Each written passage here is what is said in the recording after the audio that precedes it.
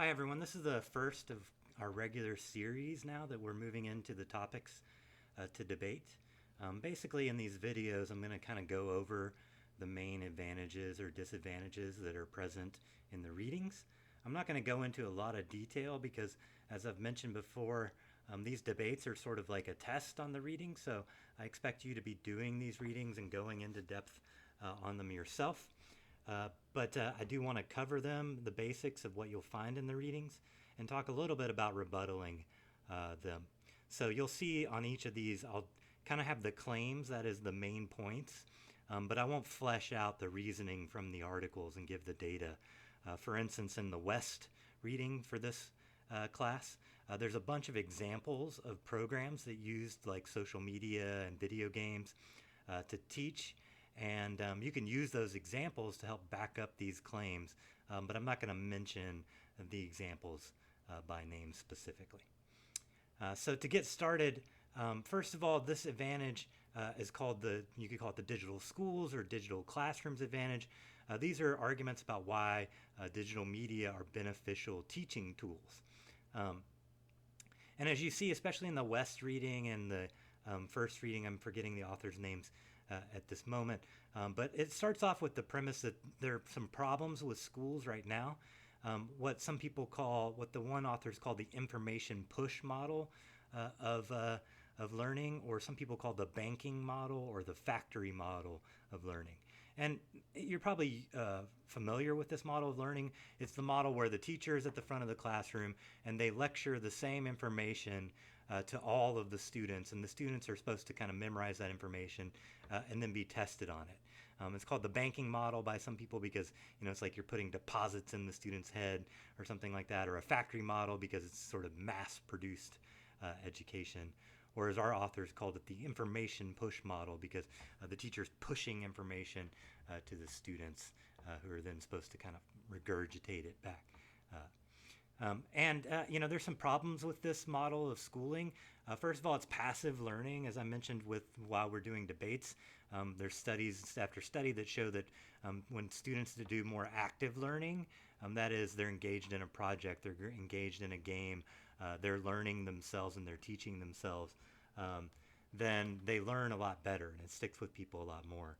This banking model or information push model is very passive approach where the students aren't doing anything other than just kind of taking notes and trying to memorize the information. Obviously, this approach can be quite boring as well. Students falling asleep in classes, not being interested with the material, etc., because it is passive. Oftentimes, it's not connected to learners' interests either. That is, you might have said one time, I don't care about the French Revolution, or I don't care about chemistry. There's other ways to teach those subjects that might make them more connected to the student's interest.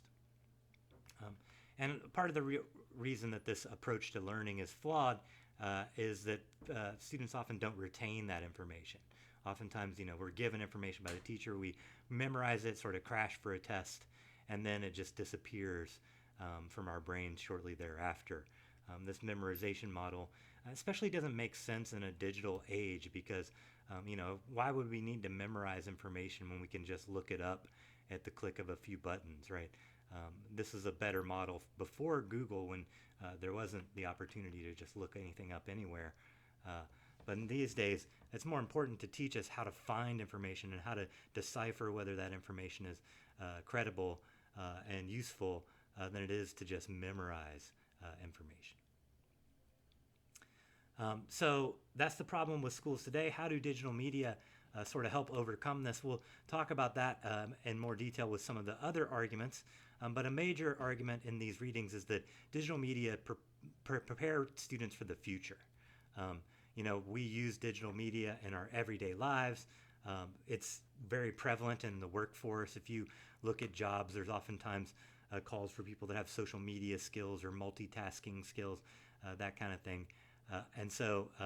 Digital media help prepare students for that workforce, for the new skills that they'll need in the future. And these things will only increase in the future. It's not like digital media is taking on less and less of a role in their lives. As we've seen, for instance, with COVID, it's taking on more and more of a role in our lives. Another argument here is that digital media improve access to education and educational materials.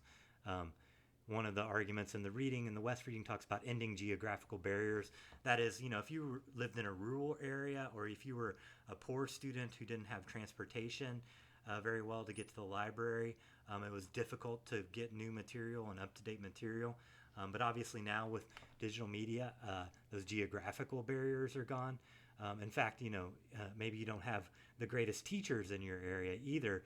You can find lessons like the Khan Academy lessons on YouTube from the best teachers in the world, no problem. Obviously, access to teachers, access to materials, and updated materials. One of the problems we get with poor neighborhoods and schools is that they have very dated textbooks. But with digital textbooks, it makes it much easier to keep those textbooks updated. And as far as access goes, it extends learning outside of school. So, adults can get their GED or go to high school or college easier because, they have this access at different hours of the day. They don't have to go when maybe they're normally working and stuff. We talk about non-traditional students, taking graduate classes or undergraduate classes via online classes and the access that provides. And finally, one of the arguments that's made here is that learning is something that can take place 24/7. You don't have to just learn in the confines of the classroom, but you can go home and do projects and learn, at any time of day. And learning can extend throughout the day and throughout the week. Another major argument in favor of digital media in classrooms is the idea that digital media could create participatory learning. That is that students are more involved in creating their own assignments and creating their own learning. We saw a bunch of examples of how you can give students these tools and ask them to be creative, to write stories, to create movies, to make a game, etc. And that participation, it's active learning again, right? Students get into it more, and it taps into their creativity. You can also collaborate easier, right? We can do group projects or projects with other schools or other teachers via digital media, via the internet or social media, much easier. Google Docs is maybe something you'll use, for instance, for this class to help write your debate speeches. And obviously that improves the ability to collaborate with one another as you write those speeches. And a lot of tools like social media and video games promote active learning, right? In a video game, you're the one exploring the world and learning about the world and learning the skills that your avatar or whatever can do. And so that's active learning. Social media, we might use message boards or discussion boards or something like that, where students are kind of teaching one another via these tools. Another major argument is that these tools can benefit teachers as well. The West reading stresses how teachers switch from being that sort of information purveyor, that is just dumping information into students' heads, into someone that's more like a coach or a mentor. If you imagine that each student is sort of at a computer, kind of moving at their own pace and doing their own lessons, then the teacher can go, or maybe working on their own collaborative projects, and the teacher can go to each of those students individually and mentor them and coach them and say, hey, you're working on this game. What if you tried it this way? What if you created a world, a level that did this, and help kind of guide the students through the process instead of just telling them, dictating to them what they need to know. It makes the teacher's job for feedback and assessment much easier. We can have automated quizzes. You can have ways to turn in assignments online. You can get that feedback to the student quicker that way.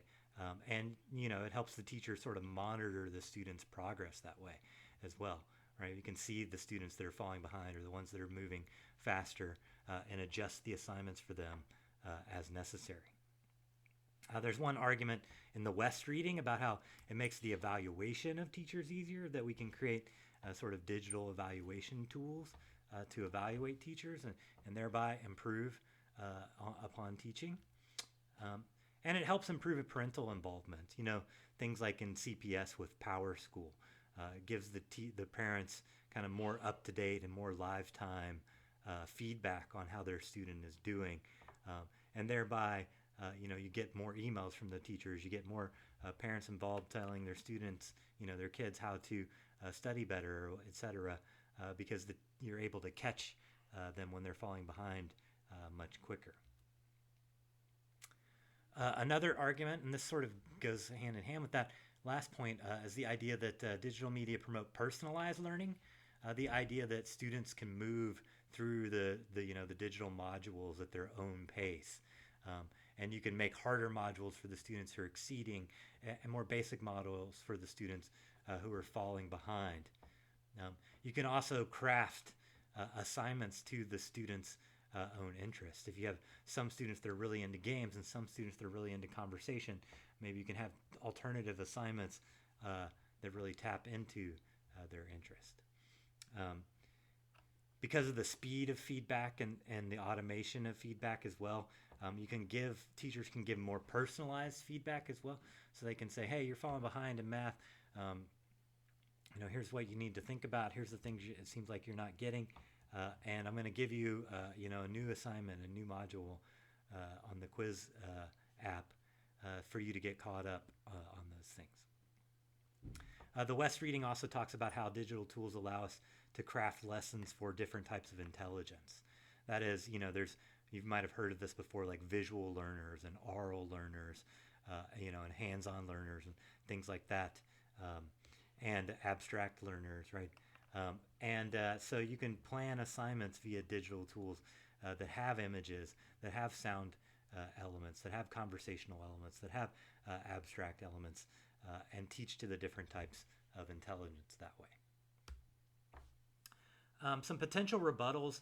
Remember on the last day of reading for this set, so on the Thursday when we're supposed to do Education Neg Readings 2, we'll have a rebuttal day where we come in the WebEx and I'll list the advantages and we're going to brainstorm potential responses to those advantages.